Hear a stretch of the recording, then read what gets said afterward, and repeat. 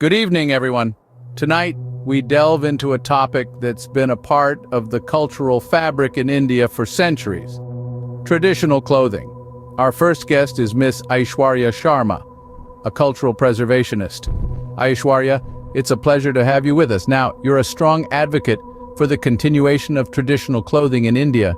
Can you share with us why you believe this is so important? Absolutely, I'm thrilled to be here. The essence of traditional clothing goes beyond mere fabric. It forms an integral part of our heritage and identity. It's our connection to our roots, a vibrant display of our cultural diversity, and a source of immense pride.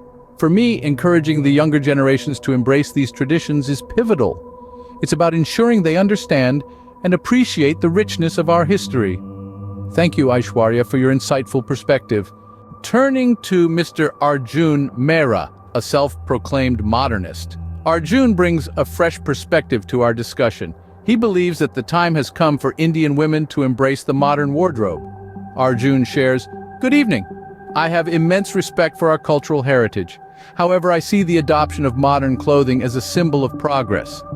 It provides an avenue for women to express themselves freely, to break away from the traditional stereotypes."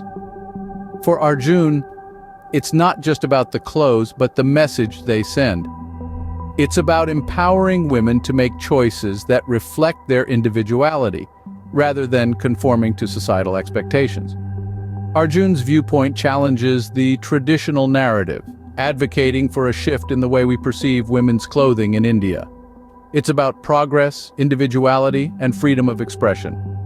Thank you, Arjun, for providing a modern perspective. Joining us now is Miss Priya Malik, an intersectional feminist. As Priya delves into the dialogue, she emphasizes the importance of choice in the great Indian wardrobe debate.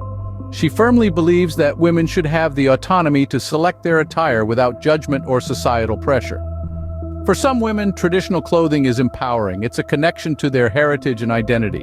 For others, empowerment comes from embracing more contemporary styles, breaking free from the constraints of tradition, she explains.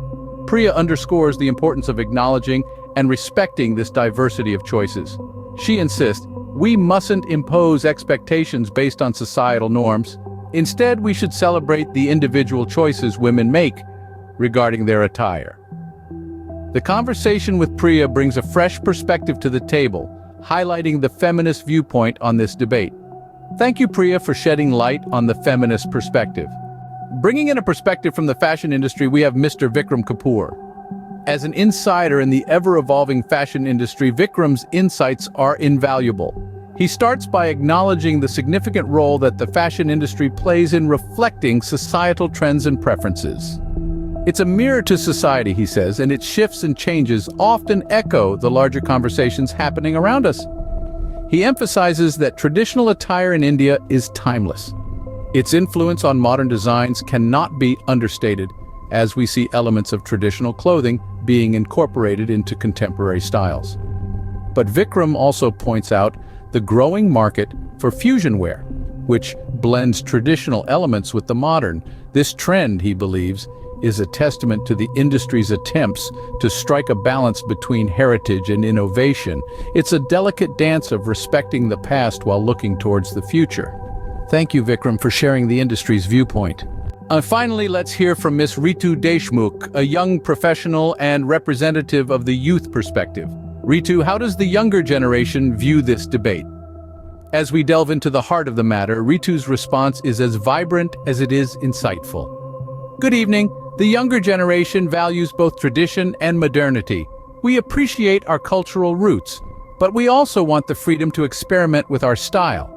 It's about finding a balance that respects tradition while allowing for personal expression. Fashion, for us, is a form of identity and individuality. A succinct and thought-provoking perspective indeed.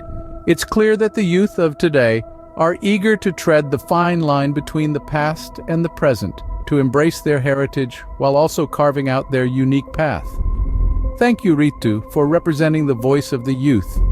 It's a voice that's as dynamic and evolving as the fashion landscape itself. Well, there you have it. A spectrum of opinions on whether women should wear traditional clothing in India. From the cultural preservationist cherishing heritage The modernist advocating for progress, the intersectional feminist stressing choice, the fashion insider, balancing tradition and innovation, to the youth merging past and present. This debate reflects the evolving dynamics of Indian society, highlighting the importance of choice, individuality, and cultural pride. We hope this discussion encourages further conversations and understanding among all generations. Thank you to all our guests for their valuable contributions.